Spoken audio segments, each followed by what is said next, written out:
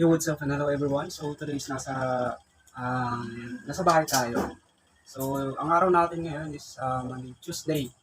So wala tayong pasok sa work dahil again night shift tayo.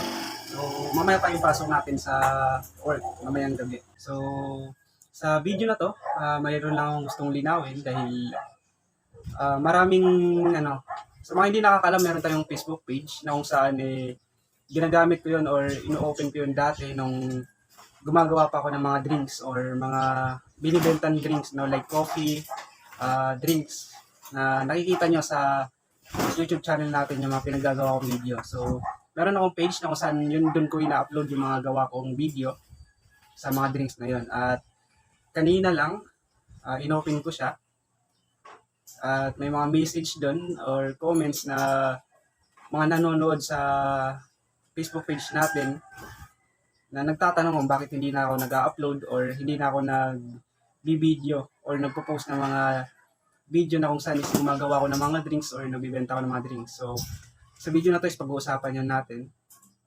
At let's start ano. So, simulan na natin.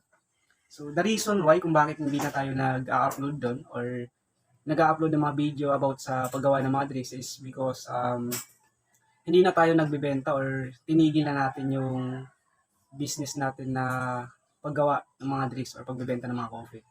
So, tama yung narinig nyo. Tinigil ko na yung business natin na pagbebenta ng mga drinks. So, bakit nga ba natin tinigil yun? Maraming factor at dahilan kung bakit ko tinigil yun. Una is financial crisis. So, financial problem, no? So, hindi naman siya totally, nalugi or na-bankrupt, no? So, parang papunta na doon pero inano ko lang, pinaaga ko lang yung pagsara. So, yun yung pinakaunang reason. Dahil yun guys, wala tayong another source of income. At yun lang yung tanging paraan na, yun yung tanging way para kumita ng pera, no? So, kadalasan sa mga nangyayari doon, more on abono. So, minsan kapag walang kita or walang pasok sa sales natin, nag-aabono ako sa mga pinagkukuha natin doon. Dahil doon ako kumuha ng panggastos ko sa araw-araw at doon ko rin kinukuha yung mga pangbili ko ng mga gamit or ingredients doon sa coffee shop natin, no. So, sa madaling salita, wala akong ibang source of income.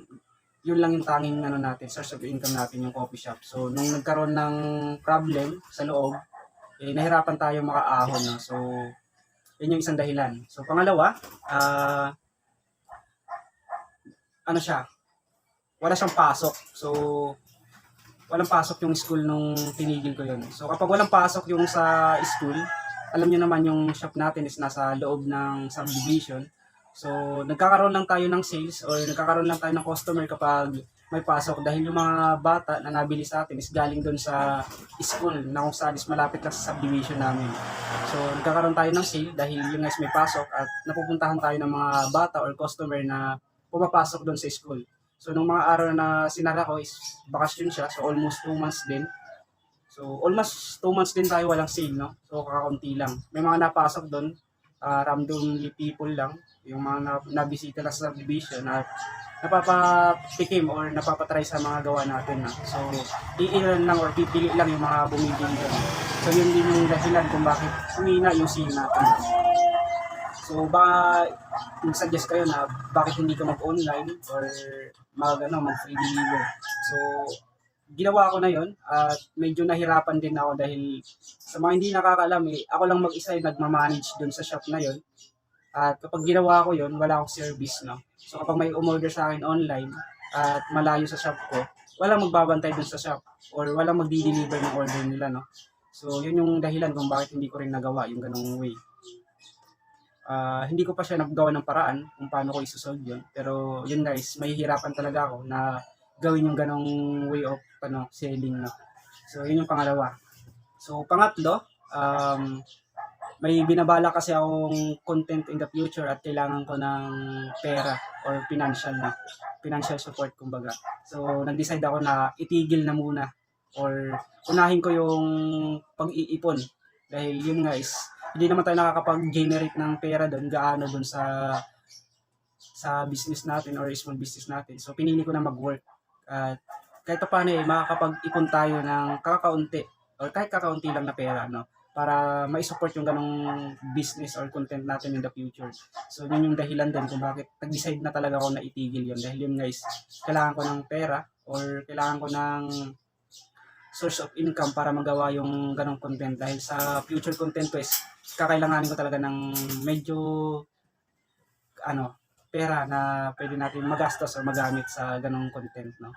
Although pang yung mga personal use yun, pero ibibideo ko yun dahil yun guys yung team ng natin ng content natin or YouTube channel natin is about self-improvement at saka documentary, no? So kailangan ko talaga ng pera para sa ganong content. At hindi lang about sa content yun dahil yun guys more on tayo para sa sarili ko yun, no? So bali i-video ko lang yun or i-document ko lang kung ano yung mga dapat kong gawin doon. Kaya nasabi kong dito, self-improvement. Tama ba? Tama ba pinagsasabi ko? So anyways, pangatlong reason yan kung bakit ko tinigil at nag-decide ako na mag-apply sa work or maghanap ng another work. So yun yung third reason kung bakit ko tinigil or nag-decide na ako na itigil na muna yung business natin at mas pinili ko pang mag-work kaysa mag-business, no? So, yun yung third reason. At pang-apat, ano pa ba? Pang-apat na reason is gusto ko mag-explore or mag-adventure, no? So, siguro marami na rin sa inyo nakakalam, especially doon sa mga nag-try na rin mag-business, is alam nyo yung sistema kapag mayroon kayong business at kayo lang mag-isa nag-ooperate. Dahil yun guys, kayo lang kikilos mag-isa, no? So, parang nakatali kayo sa ganong sistema at bawal kang umalis or mag-leave, umabsent para gawin yung mga bagay na gusto mong gawin. Dahil yun guys, ikaw lang mag-isa. At once na umalis ka doon sa business mo at nag-leave ka or lumiban ka sa isang araw lang, malaking kawalan yon pagdating sa business mo. So, since yun yung magiging content ko is mag-adventure or mag-explore, mas pinili ko na isara muna dahil yun guys, once na ginawa ko yun at maapektuhan yung business ko. So, mas pinili ko na itigil muna at piliin ko yung ano yung gusto ko talaga. So, although gusto ko yung ganung business, pero mas matimbang pa sa akin yung gagawin ko ngayon na talaga, based on my talaga self or kung ano yung gusto ko. So, yun yung pang-apat na reason kung bakit ko tinigil or tuluyan ko nang sinara yung business natin. What are you doing here? So, umalis na kayo? Asan si mama mo? Alis na kayo? So anyways, mga pamangkin ko guys, nagano sila ng paalam, aalis daw sila. Kasi June 2 ngayon, enrollment. So magpapa-enroll sila ngayon. So nasa bahay ako ng ate ko, nasa taas. Habang ginagawa yung documentary na ron. So yun yung pang-apat na reason natin. No? So gusto ko mag-explore, mag-adventure at hindi ko pwede basta pabayaan lang yung business ko. So, I decided na na lang talaga. I-permanently close yung natin, yung business natin. Para, alam mo yun, is hindi mahahati yung attention natin sa dalawa or isang bagay. So, I think yun lang yung mga main reason kung bakit ko tinigil yun.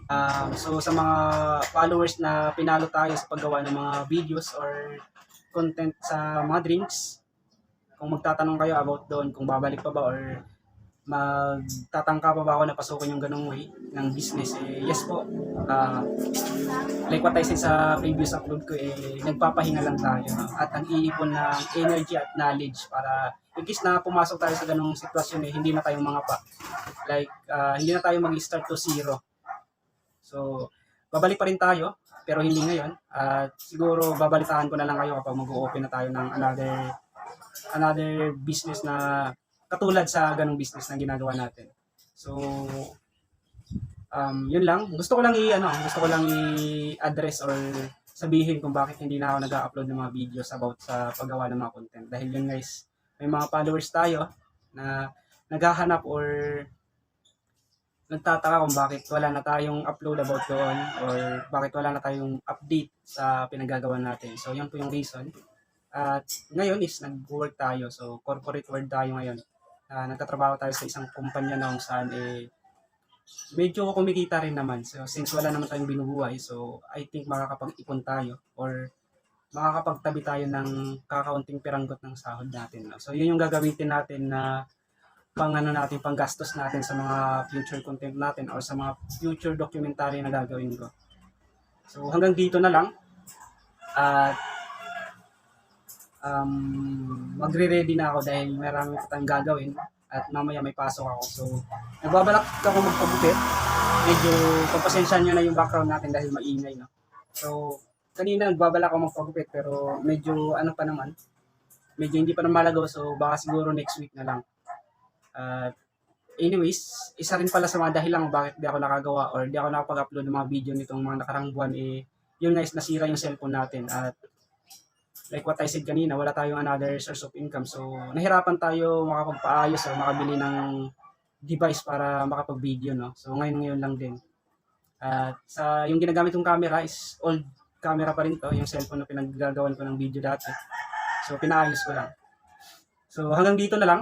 At tayo ay magre-ready na. Dahil medyo nasa ano na tayo, nasa 9 AM kung di ako nagkakamali. Yes, 9 AM na tayo. So ilang oras na lang papasok na rin tayo. So kailangan ko agahan pumasok dahil laging traffic. Nasa kabilang city pa yung pinagpapasukan ko. So nakakadalawang sakay pa ako bago ako makarating sa work ko. So kailangan ko magmadali dahil lagi dito traffic sa amin. So, yep. Ano pa ba? I think yun lang. So babalikan ko na lang kayo kapag may mga update tayo sa buhay natin. No? At about sa self-documentary natin. So, see you in the next video. Bye-bye.